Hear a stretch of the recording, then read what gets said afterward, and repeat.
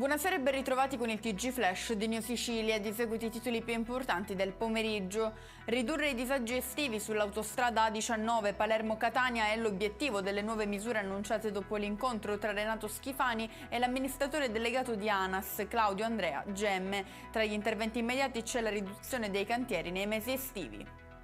Il leader del Movimento 5 Stelle, Giuseppe Conte, ha annunciato con un post su Facebook la sua presenza a Palermo il prossimo 15 giugno per una mobilitazione dedicata alla sanità pubblica organizzata proprio in Sicilia, dove, denuncia, si arriva ad attendere anche 8 mesi per un referto oncologico.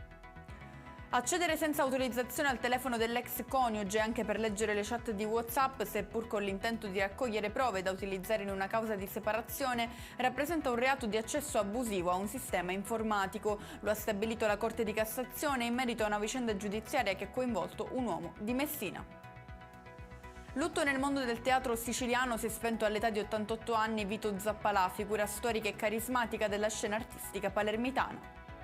In chiusura il meteo, domani sarà una giornata di piena stabilità e sole su tutta l'isola. Gli esperti prevedono in Sicilia il dominio assoluto dell'alta pressione subtropicale e caldo tipicamente estivo con punte di 38 gradi nel weekend.